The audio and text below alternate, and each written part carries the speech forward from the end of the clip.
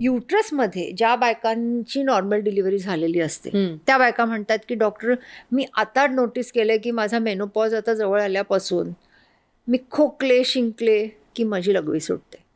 आणि हा social problem इतका मोठा आहे, पण मंजिरी बायका घाबरतात आणि बायका बोलत नाही त्याच्याबद्दल, म्हणून त्या करतात पॅडिंग वापरतात, पॅड्स वापरा.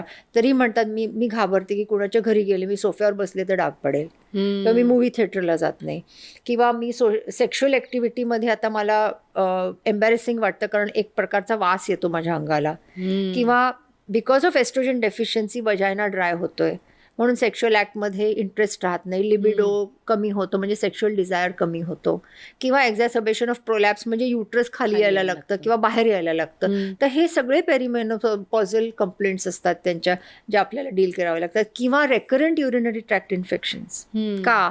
कारण की जे ब्लॅडरची लायनिंग आहे ती थिन व्हायला लागते. तू विचार कर, आपण जेव्हा ट्रेकला गेलो किती मॉइश्चरायझर आपण लावत होतो तरी थोडं थोडं स्किन तडकतच होतं. सिमिलरली इन द मेनोपॉज जेव्हा एस्ट्रोजन कमी होतं तेव्हा ब्लॅडरची लायनिंग थिन झाल्यामुळे इझिली क्रॅक्स तिथे होऊन UTI होऊ शकतो, which is called the perimenopausal syndrome. म्हणून you have to take care. आणि मग आम्ही अगदी मेडिकल सुपरविजनच्या अंडर त्यांना सेफ ड्रग्स देतो which are not going to give them any incidents of cancer. आपल्याला भीती वाटते की हॉर्मोन रिप्लेसमेंट घेतलं तर कॅन्सर होईल का, कारण काय झालं 50 आणि 60 वर्ष म्हणजे 1950s आणि 60s जेव्हा हॉर्मोन्सवर डिस्कवर्ड तेव्हा प्रत्येक बाई इन द US आणि UK wanted to take hormones and look beautiful. हां, तेच मला तुला विचारायचं होतं. मग तिथल्या त्या बायकांचं इन्सिडेन्स ऑफ स्मोकिंग पण होतं, अल्कोहोल पण होतं. आणि 5 वर्षानंतर काय पाहिलं गेलं की ह्या बायकांमध्ये धडाधड ब्रेस्ट कॅन्सर दिसायला लागलं अनअपोज्ड एस्ट्रोजनमुळे.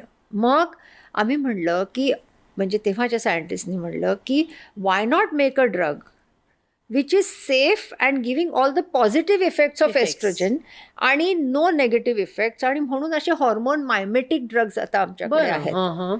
तर जे ब्रेस्टवरती प्रोजेस्ट्रॉन सारखं ऍक्ट करतात, ब्रेनवरती एस्ट्रोजन सारखं ऍक्ट करतात, युट्रसवरती प्रोजेस्ट्रॉन सारखं ऍक्ट करतात, पण वजायनावरती एस्ट्रोजन सारखं ऍक्ट करतात. म्हणून there is a tissue specific action. ह्याच्यामुळे मग ह्या बायकांचं आयुष्य आम्ही फार सुरळीत आणि हॅपी असं बनवतो, where their sexual life, their social life is very well controlled.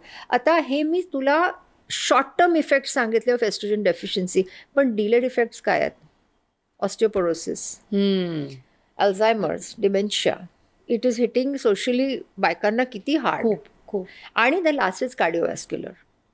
तर आता ऑस्टिओपोरोसिस करता काय आहे? बोनमध्ये 2 गोष्टी असतात, एक तर बोन जॉईंट आहे आणि एक तर बोन मास आहे.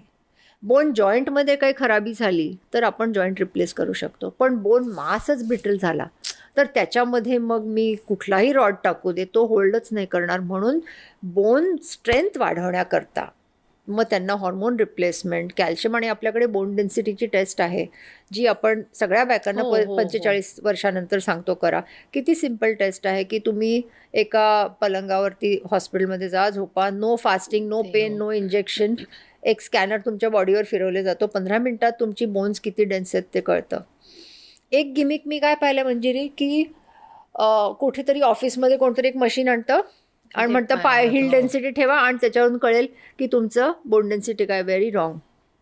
कारण हिल डेन्सिटी आणि हिप डेन्सिटी ही फार वेगळी असू शकते. ज्यांची हिल डेन्सिटी नॉर्मल आहे त्या दुसऱ्या दिवशी हिप क्रॅक करून येऊ शकतात. म्हणून very important bones to be म्हणजे checked are the hip bone, the wrist bone, the humerus आणि स्पाईन. तर ह्याच्याकरता गोल्ड स्टँडर्ड इज डेक्सा. आणि ह्या टेस्टवरून मग कळतं की पेशंट्सचं ऑस्टिओपोरोसिसचं हे काय आहे आणि त्याप्रमाणे बोन स्ट्रेंथनिंग करणं फार जरुरी आहे. कारण osteoporosis is hitting 1 out of 8 women after the age of 65. So it is as dangerous as a cardiac issue. पण मग हे इस्ट्रोजन काय पॅचेस किंवा हे एकदम सेफ आहेत? इस्ट्रोजन पॅचेस नाही, आम्ही हॉर्मोन मायमेटिक टॅबलेट्स देतो. अच्छा. ज्या ड्रगला आपण टिबोलोन किंवा टिबोफेम असं म्हणतो, which is got tissue specific action. पण again treatment has to be tailored. You cannot take anything just round of the counter. म्हणजे जे कॉस्मेटिक रिझन्ससाठी की मला यंग दिसायचे, माझी स्किन यंग पाहिजे, मला fat, always under medical supervision. But it is safe steel. Absolutely safe. आता मला दुसरं एक, सध्या तू म्हणाली फॅड, तर एक फॅड आलंय बघ, वजायनोप्लास्टी, लेझर वजायनोप्लास्टी, कारण की म्हणजे मी एक ऐकलं होतं की बऱ्याचदा बायका येतात की त्यांना ते सुख मिळत नाही ना इंटरकोर्सचं, किंवा नवरे, म्हणजे मला एका माझ्या डॉक्टर मैत्रिणींनीच सांगितलं की they start seeking outside then. तर खरंच तो प्रॉब्लेम आहे की ते, म्हणजे how do you deal with that lax वजायना?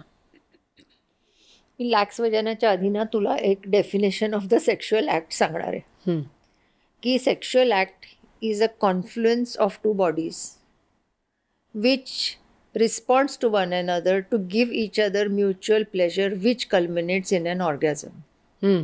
तुम्हाला एकमेकाची नीड, एकमेकाचं सॅटिस्फॅक्शन सांभाळणं अतिशय जरुरी आहे. आणि if it is not a mutual response, मग your sexual act is botched.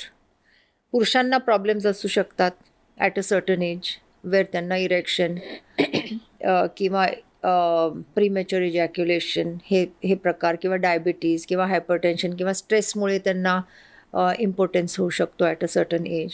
तसंच बायकांना प्रॉब्लेम्स असू शकतात, वजायनल इन्फेक्शन्स आहेत, प्रोलॅप्स आहे, मी म्हणलं स्ट्रेस इनकॉन्टिनन्स म्हणजे लघवी सुटायचा प्रॉब्लेम, किंवा मेनोपॉजमुळे लोअर लिबिडो, किंवा ज्यांच्या नॉर्मल डिलिव्हरीज झालेल्या आहेत आणि ज्यांचा वजायना तेव्हा नीट टायटन केलेला नसतो किंवा शिवलेला नसतो, मग अशा बायकांचा वजायना लूज असतो. तर there are all lot of exercises, तुला माहिती आहे योगामध्ये मूलबंद जे म्हणतात किंवा किगल्स एक्सरसाइज ही हेल्प करते. आणि आजकाल बऱ्याचशा अशा ट्रीटमेंट्स आहेत, पण त्या परत इंडिव्हिज्युअलाइज की जिथे तुम्ही लेझर वापरू शकता वजायनल टायटनिंग करता किंवा काय, पण again it has to be done in a very proper manner, कारण चुकीच्या डोसमध्ये चुकीचा लेझर वापरला तर त्याच्यामध्ये बर्न्स पण होऊ शकतात. So you have to be careful. आणि ऑफकोर्स स्ट्रेस इनकॉन्टिनन्समध्ये जिथे बायकांना खोकला केल्यावर लघवी सुटायचा त्रास आहे, ही ट्रीटमेंट मी ऑलमोस्ट 30 वर्षापासून करते. जिथे आम्ही ब्लॅडरला एक कॉलर बसवतो, व्हेरी सिम्पल, की ज्या बाईला खोकून लघवी सुटते तिथे काय होतंय की नॉर्मली ज्या बाईचा युरेथ्रा असा असतो, म्हणजे जिथून ती युरिन पास करते, खोकल्यावरती ती युरिन लीक नाही व्हायला पाहिजे. पण इथे काय होतं, because of child birth, because of old age, because of obesity, हा अँगल स्ट्रेट झाल्यामुळे ती युरिन लीक होते. तर आम्ही काय करतो, हा अँगल परत रेझरेक्ट करतो आणि हे वजायनली आम्ही टेप बसवतो. एका दिवसात पेशंट परदेशी किंवा आमचं मायग्रेटिंग पॉप्युलेशन ऑफ पेशंट्स भरपूर आहे, तर एक पेशंट एखादा टेप बसवून आज इथे आहे, 2 दिवसात ती लंडनला किंवा व्हँकुव्हरला किंवा न्यूयॉर्कला पण निघून जाते. कारण आम्ही जे टेप वापरतो हे टेप युनिव्हर्सली आणि इंटरनॅशनली अक्लेम प्रोडक्ट जे असतात ते वापरतो. ती आतमध्ये वजायनाच्या खाली बसते, ती व्यवस्थित, म्हणजे ब्लॅडरच्या खाली बसते, युरेथ्राच्या खाली. आणि ऑफकोर्स त्यांना 3 महिने सेक्शुअल रिलेशन्स ठेवावे नाही लागत, कारण we take a stitch over that. आणि व्यवस्थित मग आमचं पेशंट सिलेक्शन क्रायटेरिया इतके चांगले आहेत की पेशंट्सना मग कॉन्टिनेंट होतात, त्यांना लिकेज होत नाही, मग त्रास काही नाही त्याचा. मग ती म्हणजे परत बदलायला लागते का? नाही, दॅट इज लाईफ टाईम. आणि व्यवस्थित, कारण त्या टेपची एक पर्टिक्युलर प्रॉपर्टी आहे जे व्यवस्थित it fixes on very well. तर it really improves their social life in a very big way. कारण नाहीतर ह्या बायकांना खूप सोशली आणि सायकोलॉजिकली प्रॉब्लेम्स होतात. नाही तर प्रवास करताना तर भयानक त्रास होतो त्यांना. म्हणजे त्या लिटरली म्हणतात की मला टॉवेल घेऊन बसावं लागतं, 4 तासाचा प्रवास, 6 तासाचा प्रवास गाडीने करावा लागला तर. So that can be very dangerous. He clip शेवटपर्यंत बघितल्याबद्दल खूप खूप धन्यवाद. संपूर्ण एपिसोड बघण्यासाठी खाली दिलेल्या लिंकवर क्लिक करा आणि सर्व काही चॅनलला सबस्क्राईब करायला विसरू नका.